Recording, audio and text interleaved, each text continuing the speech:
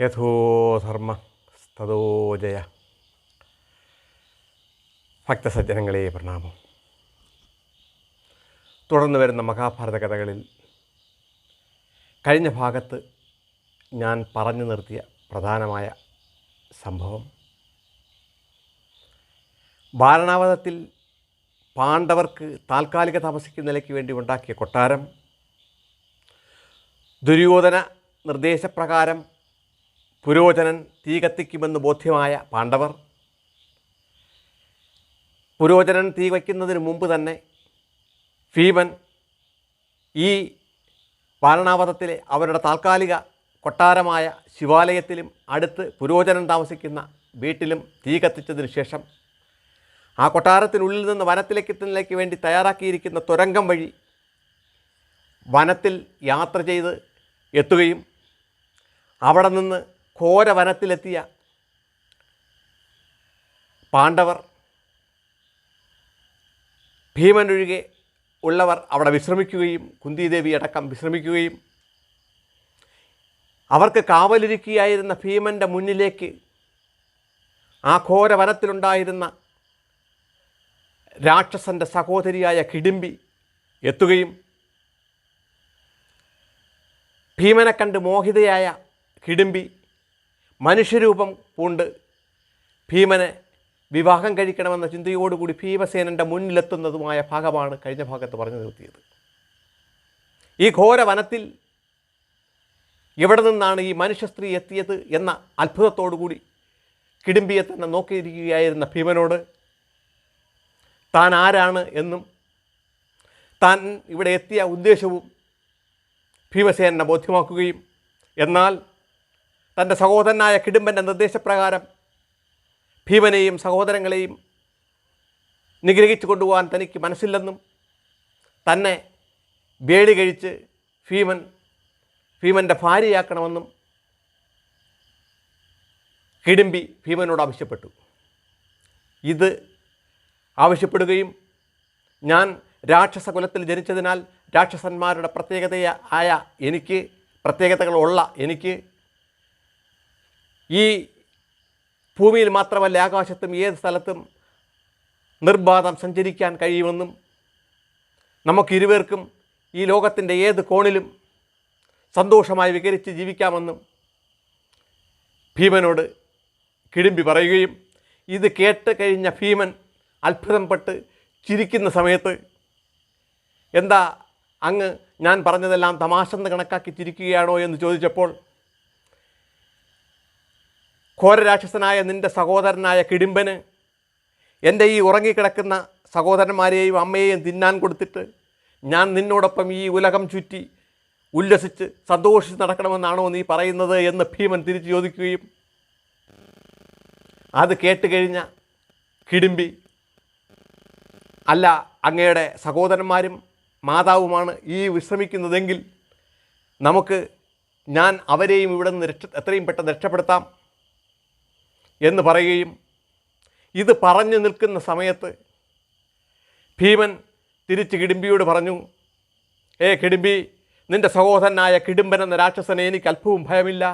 ഞാൻ എൻ്റെ ഈ കരങ്ങൾ കൊണ്ട് കിടിമ്പനെ നിഗ്രഹിക്കുന്നതാണ്. ഇത് കേട്ട് കഴിഞ്ഞപ്പോൾ കിടിമ്പി വീണ്ടും ഭീമനോട് പറഞ്ഞു, അല്ലയോ മഹാബലവാനായ അങ്ങയെ മനുഷ്യരിൽ തന്നെ ഒരു രാക്ഷസനായി എനിക്ക് മനസ്സിലായിട്ടുണ്ട്. എങ്കിലും കിടിമ്പനെ ഒരു നിസ്സാരനായി അങ്ങ് ഒരു കാരണവശാലും കാണരുത് എന്ന് പറഞ്ഞുകൊണ്ട് നിൽക്കുന്ന സമയത്ത് ദൂരെ നിന്ന് വൻ ഒരു അലർച്ച കേൾക്കുകയും അങ്ങോട്ട് നോക്കിയ ഭീമനും കിടിമ്പിയും കണ്ടത് കിടിമ്പൻ എന്ന രാക്ഷസൻ ഒരു വൻ മലകണക്കെ മുന്നോട്ട് വരുന്നതാണ്. വലിയ തുറുച്ച കണ്ണുകളും ചെമ്പിച്ച തലമുടിയും കൂർത്ത പല്ലുകളും നഖങ്ങളോടുകൂടി ഒരു വൻ മല പോലെ മുന്നിലെത്തിയ കിടിമ്പൻ അടുത്തെത്തിക്കഴിഞ്ഞപ്പോൾ തൻ്റെ സഹോദരി മനുഷ്യരൂപം പൂണ്ട് നിൽക്കുന്നത് കണ്ട കിടിമ്പന് കാര്യം മനസ്സിലായി. കുലടയായ കിടിമ്പി, നീ രാക്ഷസകുലത്തിന് തന്നെ അപമാനമാണ്. നീ ഇവനെ വേൾക്കാൻ തയ്യാറായി നിൽക്കുകയാണല്ലേ? എന്ന് പറയുകയും നിന്നെ ഞാൻ ഇപ്പം തന്നെ നിഗ്രഹിക്കുന്നതാണ് എന്ന് പറഞ്ഞ് കിടുംബിയുടെ കഴുത്തിലേക്ക് ഇങ്ങനെ പിടിക്കാൻ കിടുംബൻ ശ്രമിക്കുകയും ഈ സമയം ഭീമൻ ഒരു കൈ കൊണ്ട് ആ കൈയെ തട്ടിമാറ്റുകയും ചെയ്തു. എന്നിട്ട് ഇപ്രകാരം പറഞ്ഞു, അവൾ കുലടയല്ല, ഇപ്പോൾ അവളൊരു മനുഷ്യ സ്ത്രീയാണ്. എൻ്റെ മുന്നിൽ വെച്ച് ഒരു മനുഷ്യ സ്ത്രീയെ നിഗ്രഹിക്കാൻ നിന്നെ ഞാൻ അനുവദിക്കുന്നതല്ല എന്ന് ഭീമൻ പറയുകയും, ഓ അങ്ങനെയാണല്ലേ, എങ്കിൽ നിന്നെ തന്നെ ഞാൻ ആദ്യം നിഗ്രഹിച്ച് ഭക്ഷിച്ചതിന് ശേഷം ഇവളെ നിഗ്രഹിച്ചു കൊള്ളാം എന്ന് പറയുകയും, ഇത് പറഞ്ഞിട്ട് മുന്നോട്ട് ആയുകയായിരുന്ന കിടുംബനെ തൻ്റെ അടുത്തെത്തുന്നതിന് മുമ്പ് തന്നെ ഭീമൻ ശക്തമായി ഒരു തള്ളുകയും ആ തള്ളലോടുകൂടി ഘാതങ്ങൾക്കകലെ കിടുംബൻ ചെന്ന് വീഴുകയും ചെയ്തു. 10,000 ആനകളുടെ ബലമുള്ള ഭീമന് ആയിരക്കണക്കിന് ആനകളുടെ ബലമുള്ള ഈ രാക്ഷസനായ കിടുംബനെ തള്ളി ഘാതങ്ങൾ അകലെയാക്കാൻ അധിക ആയാസമൊന്നും വേണ്ടി വന്നിരുന്നില്ല. ആ ഭീമശ്രമത്തിന് മറ്റൊരു ഉദ്ദേശവും കൂടെ ഉണ്ടായിരുന്നു. തൻ്റെ മാതാവും സഹോദരങ്ങളും ഉറങ്ങിക്കിടക്കുന്നവർക്ക് ഭംഗമുണ്ടാക്കാതെ അല്പം അകലെ നിന്ന് തന്നെ ഈ കിടുംബനുമായി യുദ്ധം ചെയ്യാം, ഇവനുമായി നല്ലൊരു മൽപ്പിടുത്തം, നല്ലൊരു ധുന്നയുദ്ധം നടത്തേണ്ടതുണ്ട് എന്ന് ഭീമന് ബോധ്യമാവുകയും അനുസരിച്ച് ഭീമൻ മുന്നോട്ട് നടന്ന് കിടുംബൻ വീണ സ്ഥലത്തേക്ക് എത്തുകയും ചെയ്തു. ഭീമൻ അടുത്തെത്തിക്കഴിഞ്ഞപ്പോഴേക്കും കിടുംബൻ അവിടെ നിന്ന് എണീക്കുകയും ഭീമനെ നേരിടുകയും ചെയ്തു. അല്പവും മോശക്കാരനായിരുന്നില്ല കിടുംബനും. അവൻ വൻ മലകൾ പിഴുത് ഭീമനെ അടിക്കുകയും അതിനേക്കാൾ വൻ മലകൾ പിഴുത് ഭീമൻ കിടുംബനെ അടിക്കുകയും വൻ വൃക്ഷങ്ങൾ പിഴുത് കിടുംബൻ ഭീമനെ അടിക്കുകയും അതിനേക്കാൾ വലിയ വലിയ വൃക്ഷങ്ങൾ പിഴുത് ഭീമൻ കിടുംബനെ അടിക്കുകയും ചെയ്ത് അങ്ങനെ ആ ഘോരയുദ്ധം മുന്നോട്ട് നീങ്ങുകയും ഭൂമി തന്നെ ആകെ വിറയ്ക്കുന്ന ഒരവസ്ഥയായിരുന്നു. ഈ സമയത്ത് ആ പ്രദേശം മൊത്തം കുലുങ്ങുന്നതായി അനുഭവപ്പെടുകയും ആ കുലുക്കത്തിൻ്റെ ഭാഗമായി ഉറങ്ങിക്കിടക്കുകയായിരുന്ന ഭീമ സഹോദരന്മാരും മാതാവും ഉണരുകയും അപ്പോഴവർ കണ്ട കാഴ്ച അവരെ അത്ഭുതപ്പെടുത്തി. തങ്ങളുടെ അടുത്ത് ഒരു അതിസുന്ദരിയായ സ്ത്രീ നിൽക്കുകയും അകലെ ഭീമസേനനോട് ഒരു രാക്ഷസൻ യുദ്ധം ചെയ്യുന്നതും കണ്ട് ഭീമ സഹോദരന്മാർ എത്രയും പെട്ടെന്ന് ഓടി എത്തുകയാണ് ഉണ്ടായത്. ഈ സമയത്ത് ഇനിയും ഈ യുദ്ധം വച്ച് നീട്ടണ്ട എന്ന ഉദ്ദേശത്തോടു കൂടി ഭീമസേനൻ അസുരനെ രണ്ട് കൈകൾ കൊണ്ട് കാലിലെ പൊക്കി തല കീഴായി തല തറയിലിടിക്കുകയും അതിനോടൊപ്പം തൻ്റെ കാല് കൊണ്ട് ഭീമൻ കഴുത്തിൽ ചവിട്ടി ഞെരിക്കുകയും ചെയ്തു. അങ്ങനെ കിടുംബൻ ഒരു മല മറിയുന്നത് പോലെ അവിടെ ചത്തു മലയ്ക്കുകയാണ് ഉണ്ടായത്. അതിനുശേഷം തൻ്റെ സഹോദരന്മാരോടൊപ്പം മാതാവ് ഉറങ്ങിക്കിടക്കുന്ന സ്ഥലത്തേക്ക് തിരിച്ചു വരികയും ഉടൻ തന്നെ മാതാവ് നമുക്ക് ഇവിടുന്ന് യാത്രയാകാം എന്ന് പറഞ്ഞ് ഭീമസേനനെയും യുധിഷ്ഠിരനെയും അർജുനനെയും നകുലസഹദേവന്മാരെയും കൂട്ടി അവിടുന്ന് ആ പ്രദേശത്തു നിന്ന് അങ്ങ് യാത്ര തുടരുകയും ചെയ്തു. പാണ്ഡവരും കുന്തിയും യാത്ര ചെയ്യുന്നതിനോടൊപ്പം അവരെ അനുഗമിക്കുകയായിരുന്നു കിടുംബിയും. കുറച്ച് അകലെ എത്തിക്കഴിഞ്ഞപ്പോൾ ഭീമസേനൻ കിടുംബിയോടായി ചോദിച്ചു, നീ എന്തോന്നിനാണ് നമ്മളെ അനുഗമിക്കുന്നത്? രാക്ഷസകുലത്തിൻ്റെ വാസസ്ഥാനം വനപ്രദേശമാണ്. ഈ ഘോരവനത്തിൽ നിന്ന് നീ നമ്മളോടൊപ്പം വരേണ്ടതില്ല. നമ്മളിനി നാട് ലക്ഷ്യമാക്കിയാണ് നടക്കുന്നത്. നിനക്ക് തിരിച്ചു പോകാം. ഇല്ലെങ്കിൽ നിൻ്റെ സഹോദരനായ കിടുംബൻ്റെ അവസ്ഥ നിനക്കും ഉണ്ടാകുന്നതാണ് എന്ന് കിടുംബിയെ ഭീമൻ അറിയിക്കുകയും ഇത് കേട്ടുകഴിഞ്ഞ കിടുംബി ഒരു മനുഷ്യ യുവതിയെപ്പോലെ സ്വയസിദ്ധമായ നാണത്തോടുകൂടി കുന്തിദേവിയുടെ അടുക്കൽ ഒതുങ്ങുകയും എന്നിട്ട് കുന്തിദേവിയോട് ഇപ്രകാരം പറയുകയും ചെയ്തു, അമ്മേ, ഞാൻ ഈ ഘോരവനത്തിൽ ഒറ്റയ്ക്ക് താമസിക്കാൻ എനിക്ക് തന്നെ ഭയമാണ്. ഇത്രയും നാൾ എൻ്റെ സഹോദരൻ എന്നോടൊപ്പം കൂട്ടിനുണ്ടായിരുന്നു. ഞാനിപ്പോൾ ഒരു മനുഷ്യ സ്ത്രീയായി മാറിയിരിക്കുകയാണ്. അമ്മ ഞാൻ ഈ ഭീമസേനനെ, അമ്മയുടെ പുത്രനെ വളരെയധികം ഇഷ്ടപ്പെടുന്നു, എന്നെ ഭീമസേനനെ കൊണ്ട് വിവാഹം കഴിപ്പിക്കണം എന്ന് കുന്തിദേവിയോട് ഹിഡിംബി ആവശ്യപ്പെടുകയും ഇത് കേട്ടുകഴിഞ്ഞ കുന്തിദേവിയുടെ മനസ്സലിഞ്ഞ് കുന്തിദേവി ഭീമസേനനോട് ഇപ്രകാരം പറഞ്ഞു, ഹേ പുത്ര ഭീമ, ഈ ഹിഡിംബിയെ നീ വിവാഹം കഴിക്കുന്നതിൽ ഒരു തെറ്റുമില്ല. നിൻ്റെ കായബലമനുസരിച്ച് നിനക്ക് യോഗ്യയായ ഭാര്യയാണ് ഹിഡിംബി. അവളിപ്പോൾ മനുഷ്യരൂപത്തിലാണ് ജീവിക്കുന്നത്. അവൾ തുടർന്ന് മനുഷ്യരൂപത്തിൽ തന്നെ ജീവിച്ചു കൊള്ളാമെന്ന് എന്നോട് പറയുകയാണ്. നീ ഇവളെ വിവാഹം കഴിക്കുക എന്ന് കുന്തിദേവി ഭീമനോട് ആവശ്യപ്പെടുകയും ഇത് കേട്ടു നിൽക്കുകയായിരുന്ന ഭീമജ്യേഷ്ഠനായ യുധിഷ്ഠിരൻ ഭീമനോട് വീണ്ടും ഇപ്രകാരം പറഞ്ഞു, ഹേ അനുജ, നീയാണ് ഇവളുടെ സഹോദരനായ ഹിഡിംബനെ നിഗ്രഹിച്ചത്. ഇനി ഈ ഘോരവനത്തിൽ അവൾക്ക് ഒറ്റയ്ക്ക് വസിക്കുക എന്നത് അവൾക്ക് ബുദ്ധിമുട്ടാണെന്നാണ് പറയുന്നത്.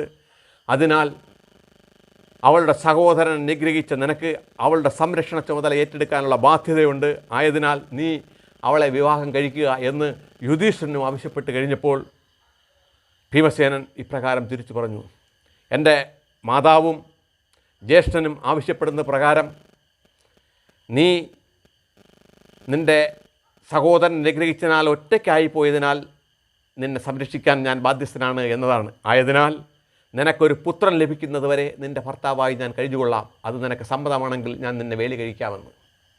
അത് സമ്മതമാണ് എന്ന് ഹിഡിംബി ഭീമനെയും സഹോദരങ്ങളെയും അമ്മയെയും അറിയിക്കുകയും ഈ സമയത്ത് യുധിഷ്ഠിരൻ മറ്റൊരു നിർദ്ദേശം കൂടെ ഹിഡിംബിയോട് പറയുകയും ചെയ്തു. ഹേ സഹോദരി, ഞാൻ ഒരു ആവശ്യം കൂടി നിന്നോട് ഉന്നയിക്കുന്നു. മറ്റൊന്നുമല്ല, പകൽ സമയത്ത് നിനക്കും എൻ്റെ അനുജനും നിൻ്റെ ഇഷ്ടപ്രകാരം ഈ ലോകത്ത് എവിടെ വേണമെങ്കിലും സഞ്ചരിക്കാം. എന്നാൽ രാത്രി സമയവും ആകുമ്പോൾ എല്ലാ ദിവസവും നമ്മുടെ സംരക്ഷണത്തിന് വേണ്ടി ഭീമസേനനെ നീ ഇവിടെ എത്തിക്കണം. ഇതാണ് എൻ്റെ ആഗ്രഹം എന്ന്. അതും ഹിഡിംബി സമ്മതിക്കുകയും ഈ രണ്ട് നിർദ്ദേശങ്ങളും അംഗീകരിച്ചുകൊണ്ട് ഹിഡിംബിയെ ഭീമൻ വേലി കഴിക്കുകയും ചെയ്തു. അങ്ങനെ ആ കാനനത്തിൻ്റെ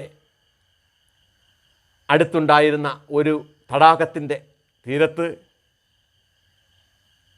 ഭീമനൊഴിച്ചുള്ള പാണ്ഡവരും കുന്തിദേവിയും പകൽ വസിക്കുകയും ഭീമനും ഹിഡിംബിയും ഹിഡിംബിയുടെ ഇഷ്ടപ്രകാരം ഈ പല പ്രദേശങ്ങളിലും അങ്ങനെ ചുറ്റി നടന്ന് ആനന്ദിച്ച് ഉല്ലസിച്ച് ജീവിക്കുകയും ചെയ്തു.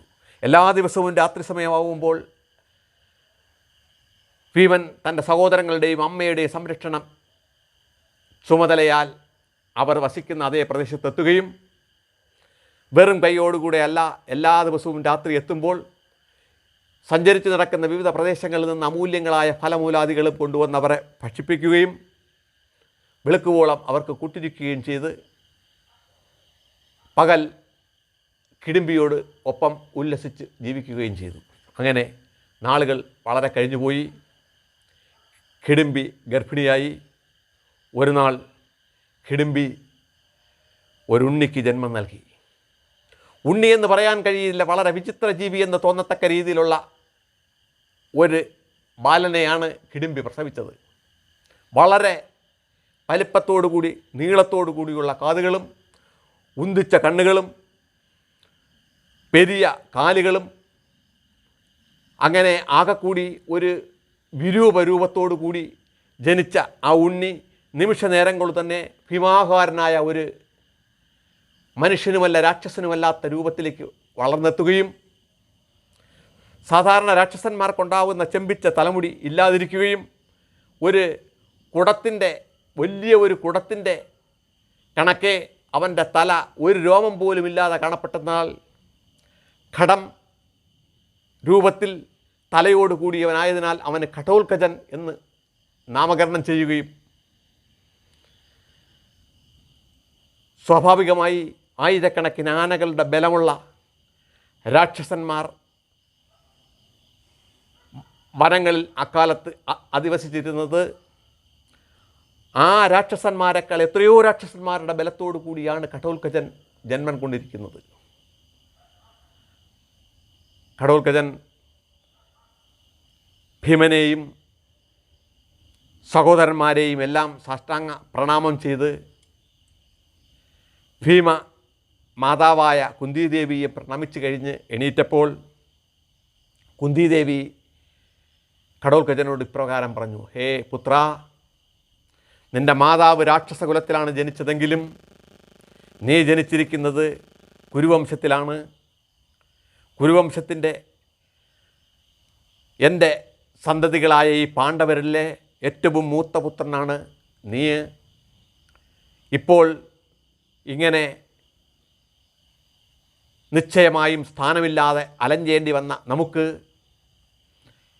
ഏതെങ്കിലും വിധത്തിൽ സംരക്ഷണത്തിന് ആവശ്യമായ ഒരു സന്ദർഭമുണ്ടായാൽ നീ ഞങ്ങളുടെ തുണയ്ക്കെത്തണം. മാത്രവുമല്ല, പാണ്ഡവരുടെ എല്ലാവരുടെയും മൂത്തപുത്രനായ നിനക്ക് എന്നും ഹസ്തിനപുരിയിൽ സ്ഥാനമുണ്ടായിരിക്കും. നമ്മൾ എവിടെ വസിച്ചാലും അവിടെയും നിനക്ക് സ്ഥാനമുണ്ടായിരിക്കും. നിനക്ക് എപ്പോഴും വേണമെങ്കിലും അവിടെ എത്താവുന്നതാണ് എന്ന് പറയുകയും ചെയ്തു. ഹേ പിതൃമാതാവേ, മാതായുടെ ഏതാവശ്യം വന്നാലും ആ സമയത്ത് മാതാവോ എൻ്റെ പിതാവോ പിതൃ സഹോദരങ്ങളോ ആരായാലും എന്നെ ഓർത്ത് മനസ്സുകൊണ്ട് വിളിച്ചാൽ ആ സമയം ഞാൻ നിങ്ങളുടെ രക്ഷയ്ക്കായി അവിടെ എത്തിയിരിക്കും. ഇപ്പോൾ ഞാൻ എൻ്റെ മാതാവിനെയും കൂട്ടി ഇതാ പോവുകയാണ്. മാതാവും പിതാവുമായിട്ടുണ്ടാക്കിയിട്ടുള്ള വ്യവസ്ഥ പ്രകാരം മാതാവിന് ഉണ്ണി ജനിച്ചു കഴിഞ്ഞാൽ പിതാവ് മാതാവിനോടൊപ്പം വസിക്കുന്നതല്ല എന്ന വ്യവസ്ഥ ഞാൻ മനസ്സിലാക്കിയിരിക്കുന്നു. ആയതിനാൽ ഞാനിതാ മാതാവിനെയും കൂട്ടി പോവുകയാണ് എന്ന് പറഞ്ഞ് ഘടോത്കചനും കിടിമ്പിയും തിരിച്ച് വനത്തെ ലക്ഷ്യമാക്കി പോവുകയും കുന്തിദേവിയും പാണ്ഡവരും നാട് ലക്ഷ്യമാക്കി നടക്കുകയും ചെയ്തു. പ്രിയ സ്നേഹിതരെ, തൽക്കാലം ഞാൻ ഈ ഭാഗം ഇവിടെ നിർത്തുന്നു. തുടർ ഭാഗങ്ങളിൽ പാണ്ഡവരുടെ തുടർ യാത്രയും തുടർന്ന് നടക്കുന്ന സംഭവവികാസങ്ങളെക്കുറിച്ച് പ്രതിപാദിക്കാം. തൽക്കാലം നിർത്തട്ടെ. ലോകാ സമസ്ത സുഖിനോ ഭവന്തു.